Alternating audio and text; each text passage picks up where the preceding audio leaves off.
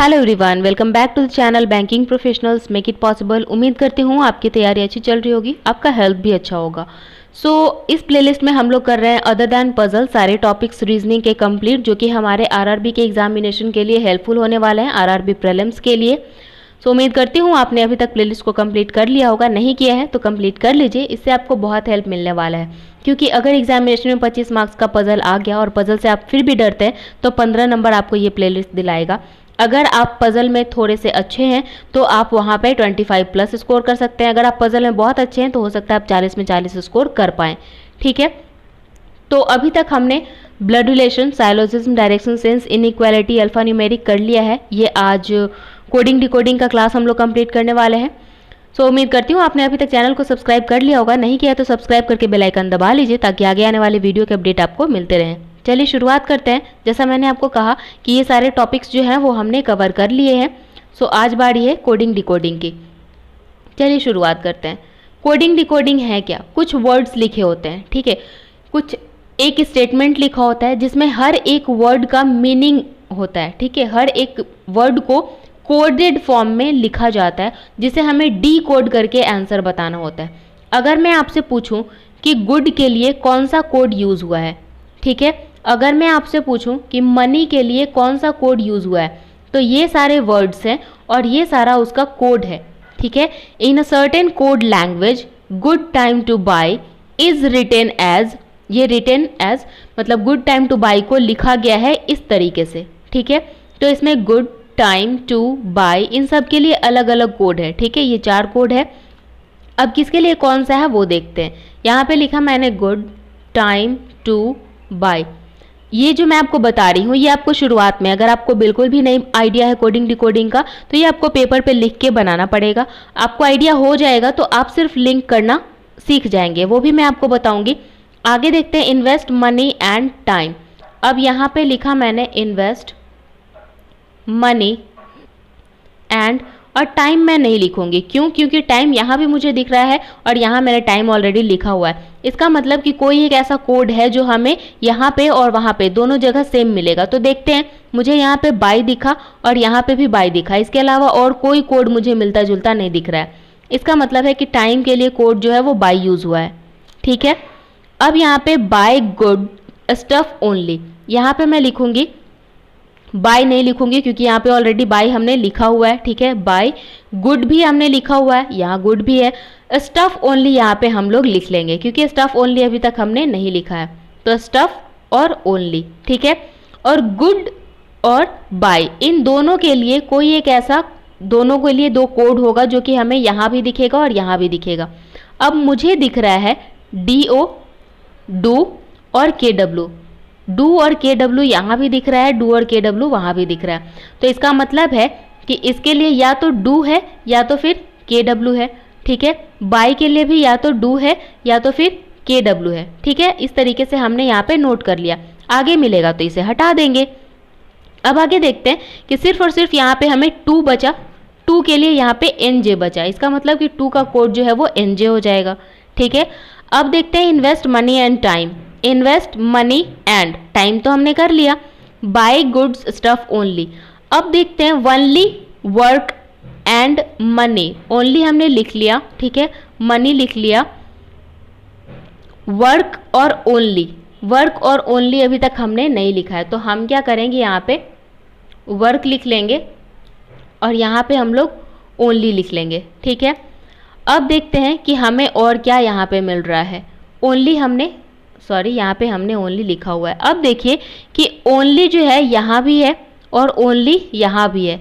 इसमें हमारे पास कोड कौन कौन सा बचा है? RD और FP। FP हमें यहाँ भी दिख रहा है और FP यहाँ भी दिख रहा है। इसका मतलब है कि ओनली के लिए कोड जो है वो FP यूज़ हुआ है। ठीक है, अब वर्क के लिए एंड मनी, एंड मनी के लिए कौन सा कोड यूज़ हुआ है? क्योंकि यहाँ एंड मनी यहाँ भी है। ठीक है, देखते हैं HAGEJR, HA और JR, एंड मनी के लिए हमें HA और JR ये 2 कोड दिख रहा है। तो वर्क के लिए कौन सा कोड बच गया? UX बच गया। तो वर्क के लिए हम लोग UX लिख लेंगे।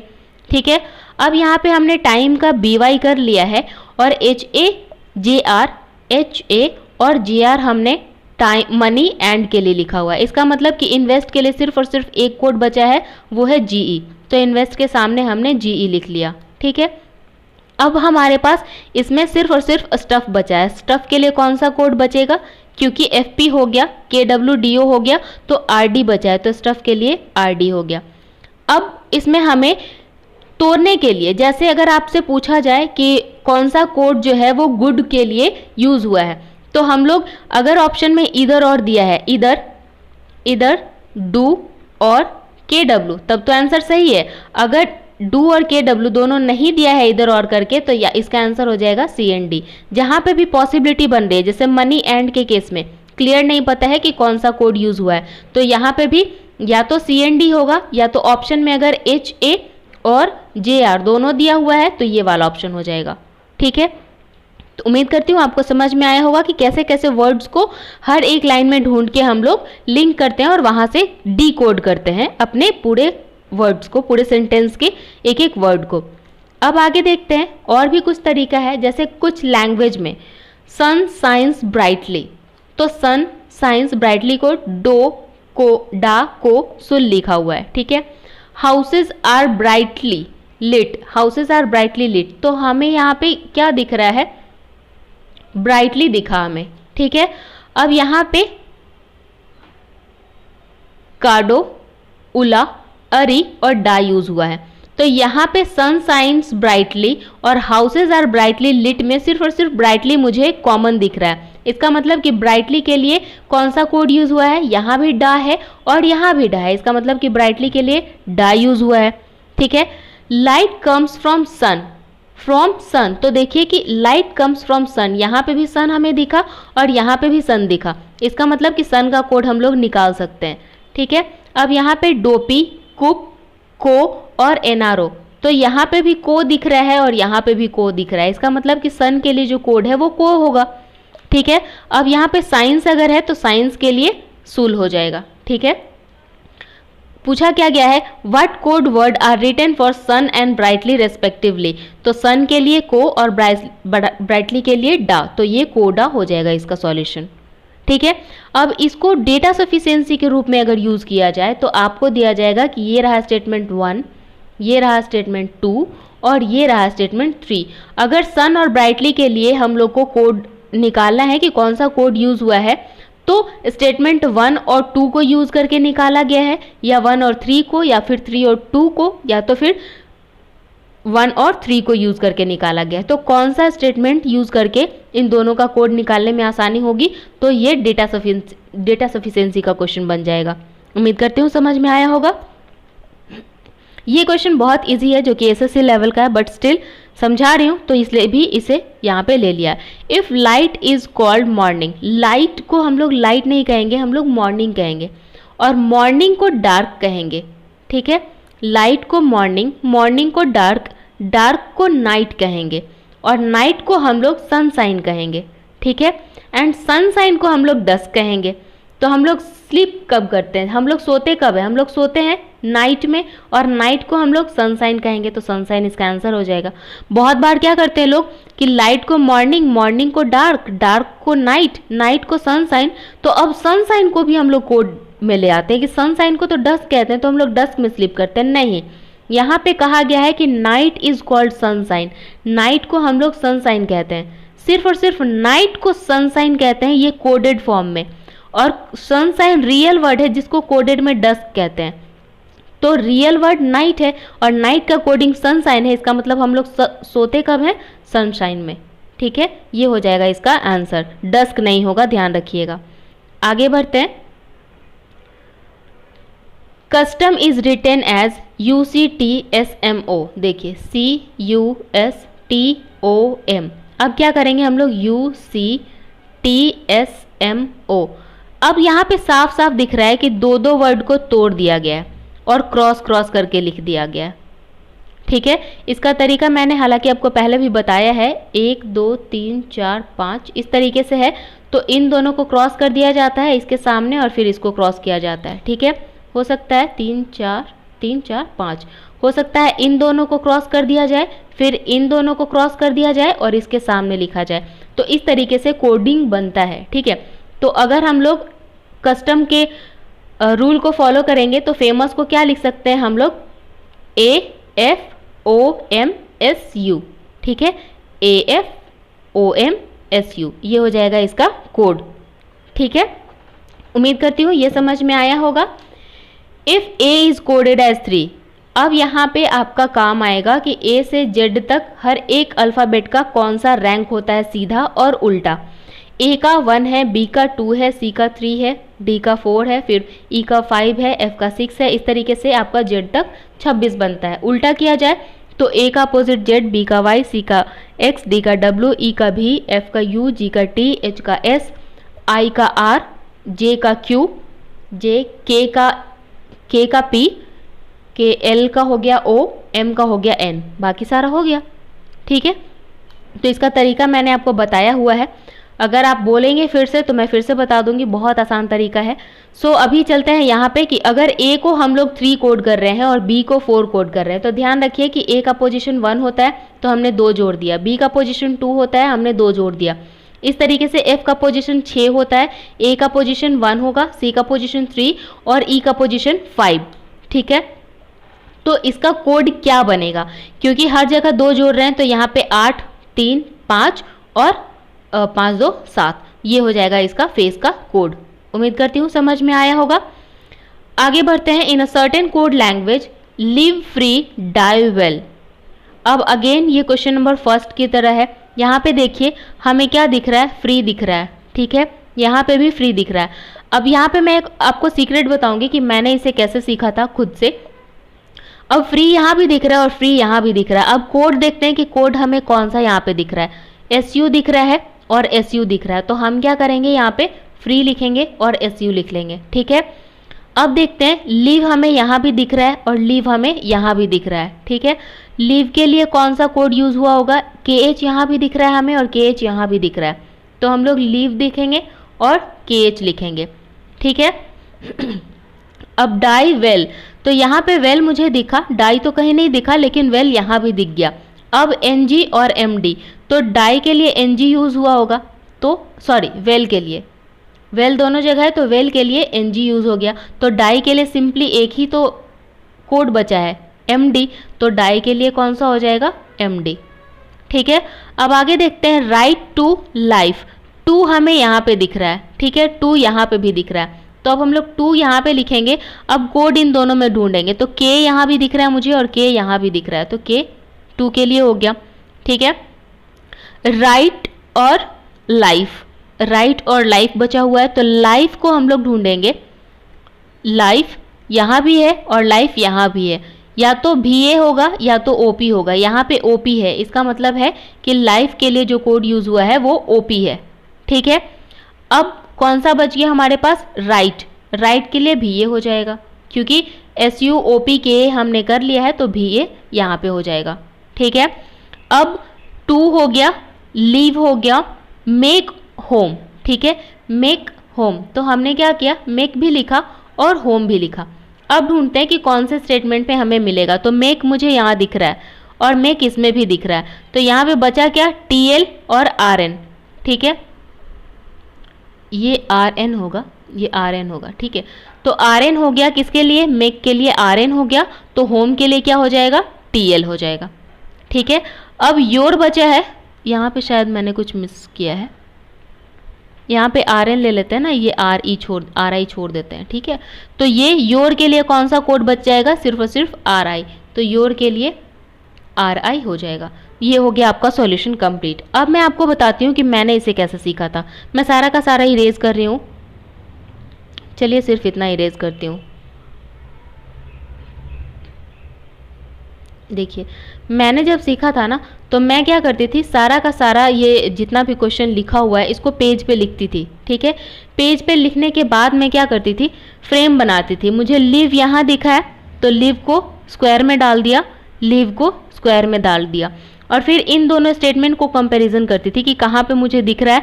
तो लिव के लिए मुझे KH यहाँ दिख रहा है, तो KH को भी इसी बॉक्स में, ऐसे ही बॉक्स में डालूंगी, तो KH हो गया ये लिव के लिए। अब मुझे फ्री यहाँ पे दिख रहा है, तो इसको मैंने सर्किल में डाल दिया फ्री को, और यहाँ भी फ्री दिख रहा है तो इसे भी सर्किल में डाल दिया, ठीक है।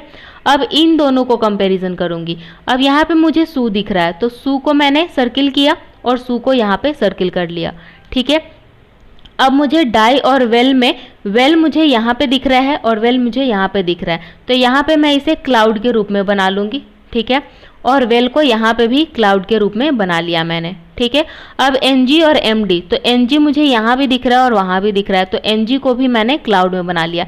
इससे मुझे पता चल जाता था कि जो शेप मैंने जिस वर्ड को दिया है उसी शेप मैंने, वही शेप मैंने कोड को भी दिया है। इसका मतलब है कि ये जो वर्ड मैं हाईलाइट कर रही हूँ, जिस तरीके से, जिस शेप में, उसी शेप का जो कोड है वो मेरा आंसर होगा।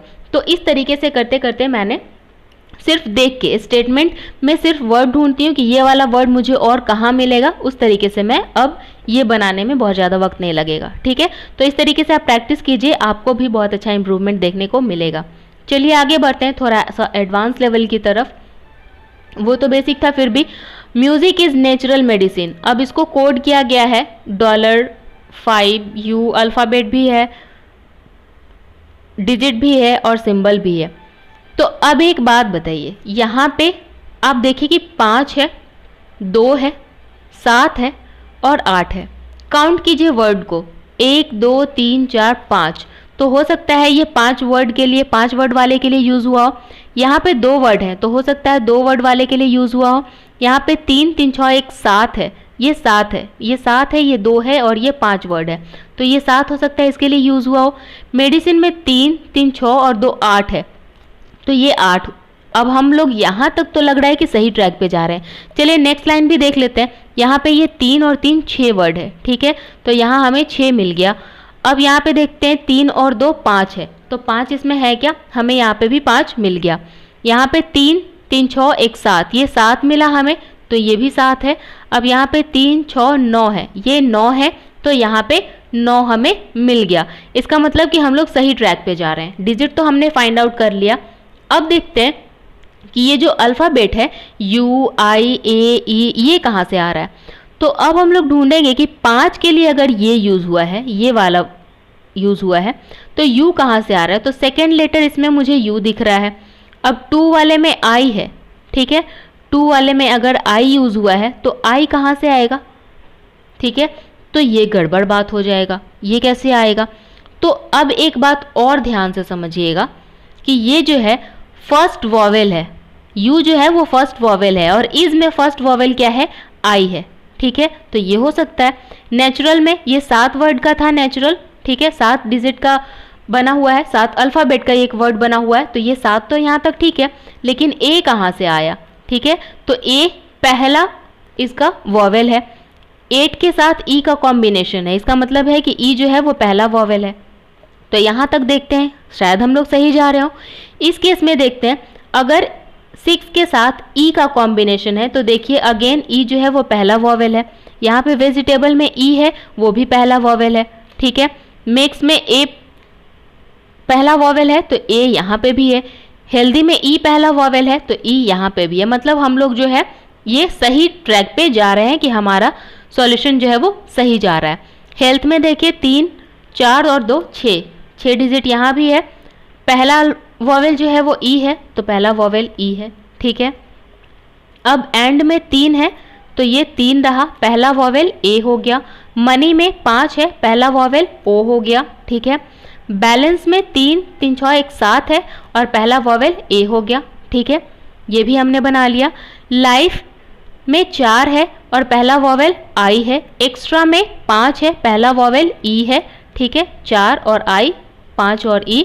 वंडरफुल में 3 3 6 और 2 8 है, 3 6 और 9, सॉरी ये 9 है, पहला वॉवेल O है, तो ये हो गया इसका सॉल्यूशन।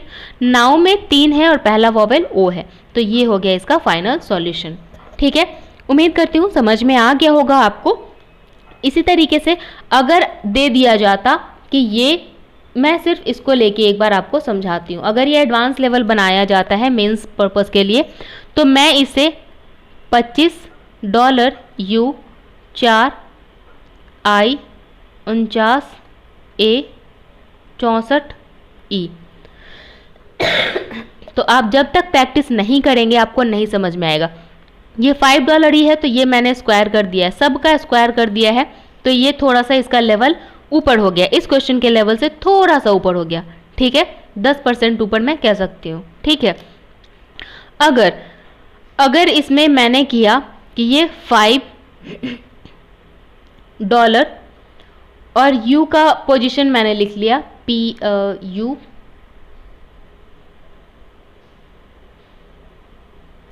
यहाँ पे मैंने लिख लिया 21, ठीक है। यहाँ पे लिख लिया मैंने 2 स्टार, I और J, I का पोजीशन हो जाएगा 9, ठीक है। यहाँ पे मैंने लिख लिया 7 एंड और 1, ठीक है, 8 स्टार और 5। अब बताइए कि ये पोजीशन कहाँ से आई है, ये 21 कहाँ से आ रहा है, 9 कहाँ से आ रहा है, 1 और 5 कहाँ से आ रहा है, ये सब इसका रैंक है। U का रैंक 21वां, I का रैंक 9, A का रैंक 1, E का रैंक 5। तो ये कहाँ से आया, ये सेकंड, ठीक है, ये पहला जो भी वॉवेल बन रहा है उस वॉवेल का पोजीशन है। तो ये प्रैक्टिस करते करते आपको आएगा। इन शॉर्ट मैंने आपको कोड को डी कोड कैसे करते हैं, कोडेड फॉर्म को डी कोड कैसे करते हैं वो मैंने आपको बता दिया है। ये प्रीलिम्स तक में तो आपको 100% आपको ये काम आएगा, ठीक है। जो ये सेशन है ये आपको प्रीलिम्स के लिए 100% सफिशिएंट है। उम्मीद करती हूँ आपको अच्छा लगा होगा, पूरा सेशन पसंद आया होगा। अच्छा लगा हो तो लाइक ज़रूर कर दीजिएगा, दोस्तों के साथ शेयर भी कीजिए ताकि उन्हें भी हेल्प मिल सके। कोई डाउट रह गया है तो कमेंट सेक्शन ओपन है, आप कमेंट वहाँ पे करके पूछ सकते हैं। 124 घंटे के अंदर रिप्लाई मिल जाता है आपको। एक छोटी सी रिक्वेस्ट, अगर आप भूल गए थे कि चैनल को सब्सक्राइब करना होता है तो सब्सक्राइब करके बेल आइकन दबा लीजिए ताकि आगे आने वाले वीडियो के अपडेट आपको मिलते रहें। मिलेंगे अगले सेशन में। Thank you, have a nice day, bye.